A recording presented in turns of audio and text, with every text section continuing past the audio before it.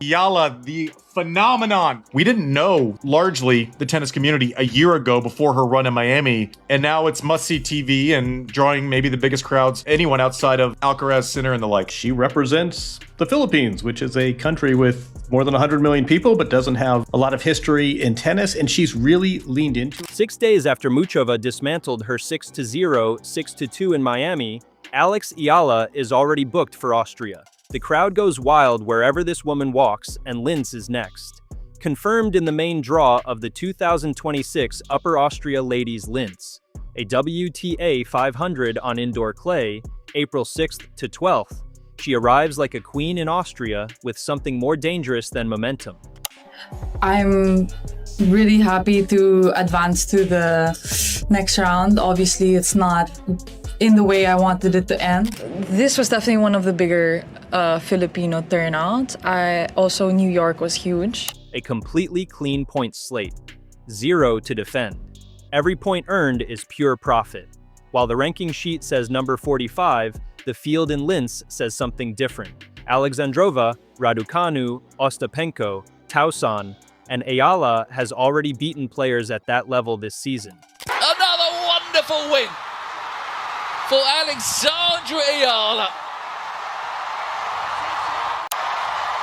Thank you, Jasmine, she says. Paolini gracious as ever in defeat. Filipino fans have been packing venues, drowning out opponents, turning WTA courts into football atmospheres since Melbourne. Austrian tennis has never seen anything like what's coming through that door. Subscribe for forensic tennis analysis that cuts through the hype and finds the real story underneath. Because the ranking math, the draw bracket, the surface switch, and what Eala herself said about her clay game after Miami. That's where this gets genuinely dangerous for everyone else in that field, and that full breakdown starts right now. I would have been able to play a big player like Madison or like Ostapenko, but I couldn't because I lost the round before. Star Alex Eala takes center stage at the BNP Paribas Tennis Paradise in Indian Wells. 60 minutes. That's all Karolina Muchova needed to end Alex Eala's 2026 Miami Open campaign. The final scoreline, 6-0, 6-2, told a story of complete domination from the first game to the last. Muchova converted all 5 breakpoints she earned, accumulated 20 winners against only 11 unforced errors, and held Eala to a first serve winning percentage of just 39%.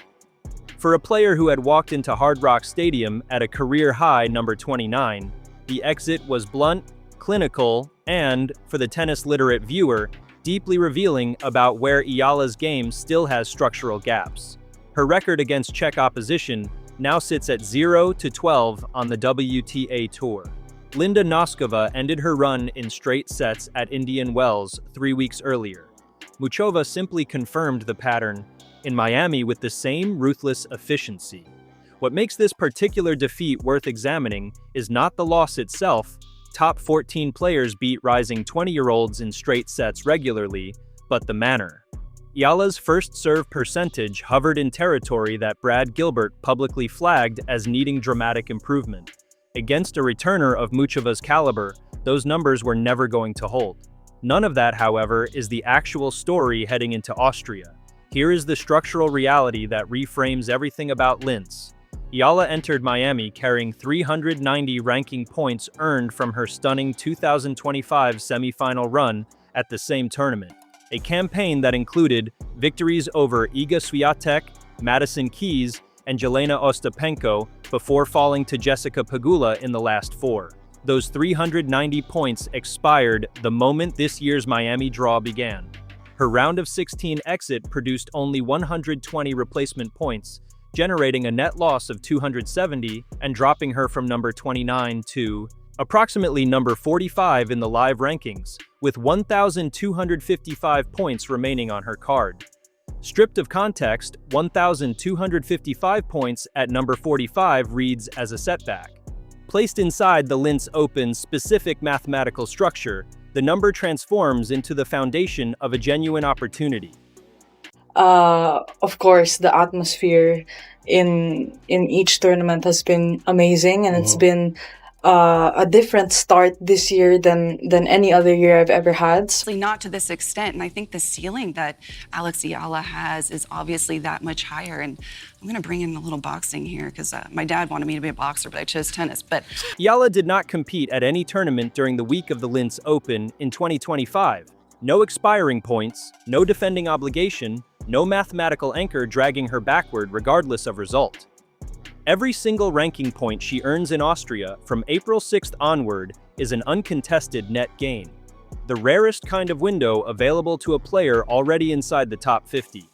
The arithmetic is straightforward. A quarterfinal finish delivers 108 points, landing her somewhere between number 34 and number 36.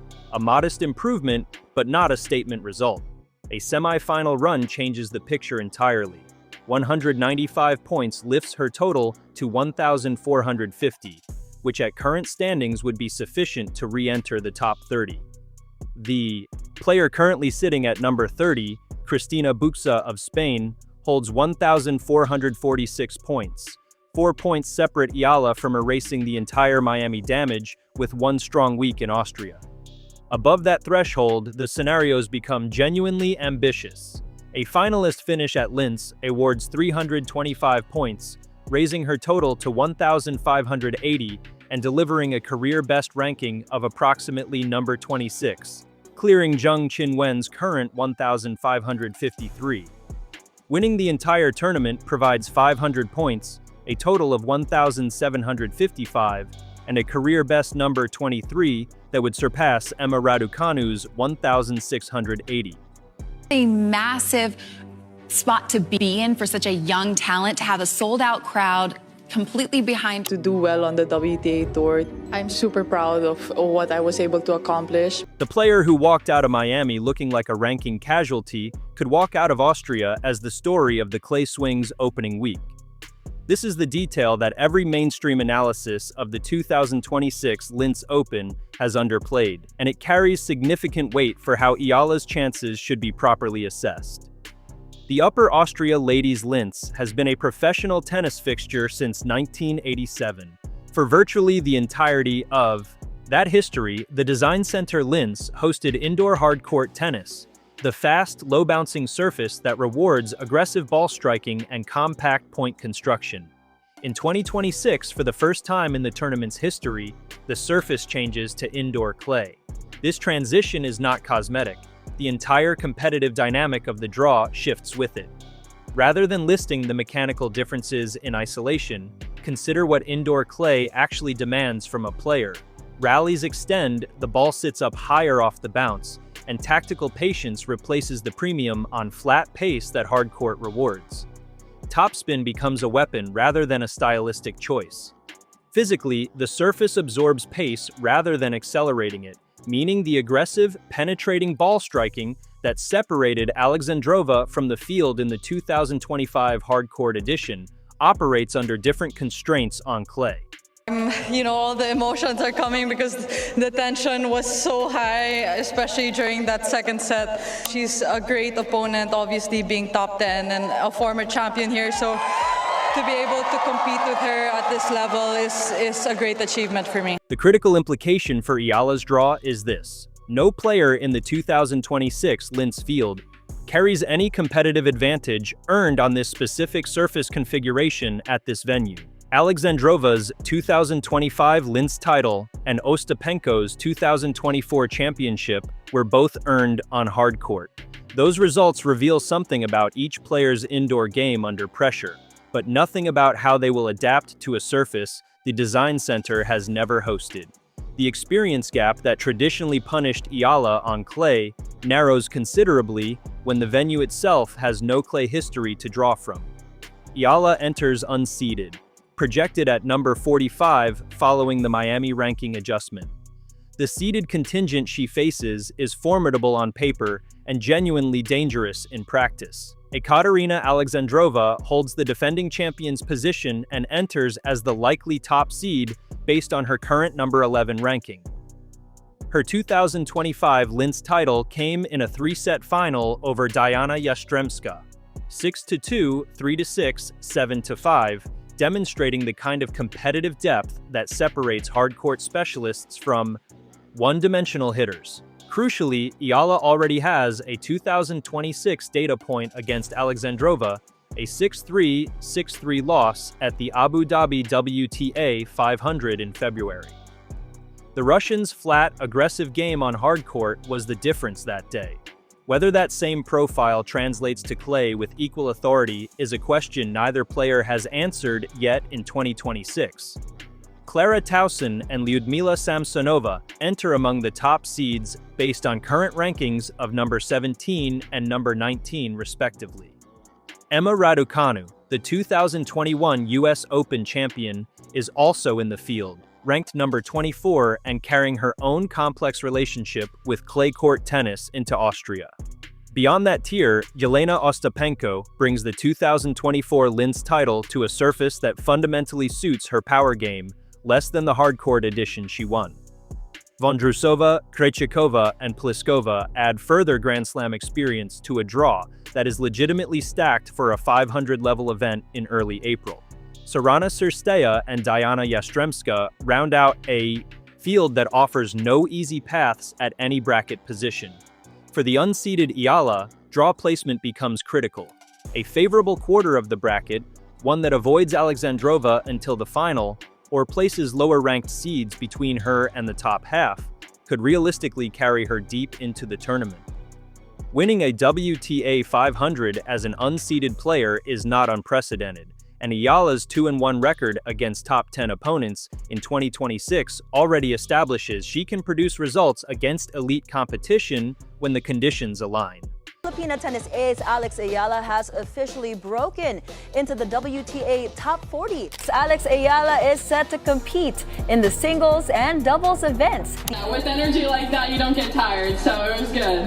And Alex, so good to have you out here for the first time. How special was that? Having too much crowd on this or any other tennis tournament is a very good problem to have. Filipino fans have attended WTA tournaments in Melbourne, Indian Wells, and Miami in numbers that tournament directors were visibly unprepared for. At the Australian Open, the volume and intensity of support generated a genuine public debate about crowd conduct. Opponents reported finding the atmosphere disorienting, with packed stands and partisan energy more reminiscent of a football venue than an indoor tennis arena. In Miami, that same presence followed Eala through her entire draw, including inside Hard Rock Stadium during the Muchova defeat. The Linz Open operates in a fundamentally different cultural and logistical context. Austria carries no significant Filipino diaspora comparable to the population centers of Melbourne, Los Angeles, or Miami.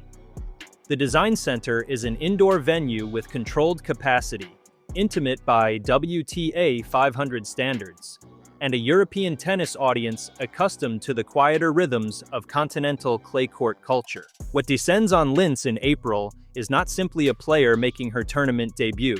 Eala carries a global social media footprint that has demonstrated a consistent ability to mobilize around wherever she competes, regardless of geography. The Linz organization has positioned this 35th edition as a landmark event, a reimagined format, a historic surface change, a new chapter for a tournament with deep European roots. Eala's presence in the draw introduces something the organizers could not have planned for: sustained international attention from a country with no prior connection to this tournament. That dynamic has atmospheric and commercial implications that extend well beyond what any scoreboard will capture. Forensic analysis demands honesty here, and the 2025 clay numbers are not flattering. Eala posted a 2-4 win-loss record across 4 clay season events last year. At the Garros Open, a WTA 125 event, not a full tour-level draw, she reached the round of 16. Madrid saw a round of 64 exit. The Italian Open ended in the round of 128. Roland Garros produced a first-round loss. Against tour-level clay competition specifically, her sole victory came in the first round of Madrid against Victoria Tomova. One-match win across 3 full-draw clay events is a thin return for a player with genuine top 30 ambitions. In post-match comments after Miami, Eala acknowledged that clay remains a surface requiring significant development in her Game framing the upcoming swing as an opportunity rather than an obligation. The candor is consistent with how she has spoken publicly throughout 2026, direct about deficiencies without collapsing into defensiveness about them. The technical problem on clay is specific and well documented. Her first serve percentage of 39% in Miami, already exposed against Muchova's return game, becomes a more severe liability on a surface where opponents have additional time to read and redirect the second ball. Brad Gilbert's public commentary after Miami pinpointed the serve as the structural issue that needs addressing before the French Open. The Linz draw represents the first competitive test of whether the preparation window between Miami and Austria has produced any measurable adjustment. The counterargument to Eala's clay history is not that it should be dismissed, it shouldn't, but that 2026 Linz is structurally different from every clay event she has previously entered. No tour-level player has competed on this surface configuration at this venue before.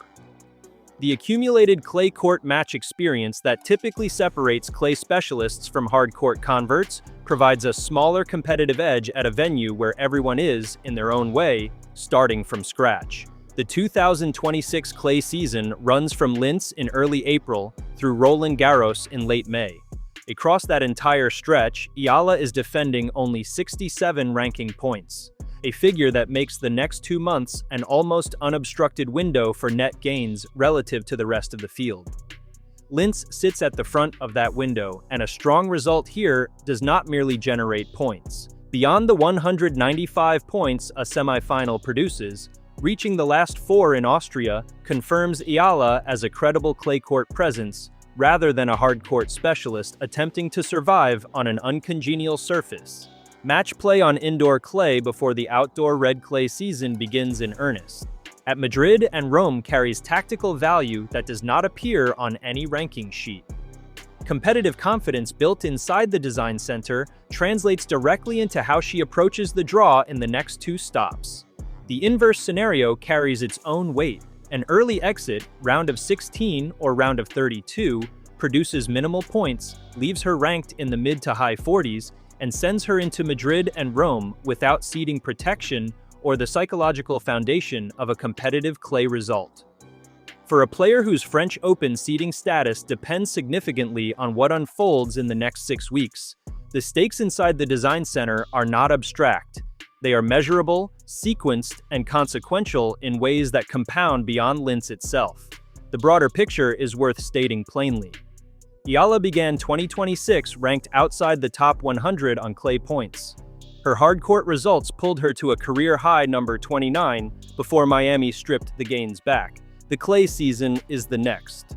Ida chapter, a surface she has publicly acknowledged needing to master, a calendar that offers minimal defensive obligations, and a draw in Linz that, unlike any previous clay event she has entered, places every player on genuinely unfamiliar competitive ground. What happens in Linz from April 6th to 12th will tell us more about Alex Eala's actual ceiling than anything that occurred on hard court this season. The surface is new for everyone in that draw. The points table is wide open. The field is real, the draw is unmerciful, and for the first time in this tournament's history, Austrian tennis gets to find out exactly what it feels like when the crowd goes wild and Alex Eala arrives like a queen in Austria. If this breakdown gave you something the mainstream coverage missed, subscribe, hit the notification bell, and stay inside the channel. Forensic tennis analysis lands here on every major development, every ranking shift, and every draw that actually matters between now and Roland Garros. The Linz bracket drops soon. When it does, this channel goes inside it first.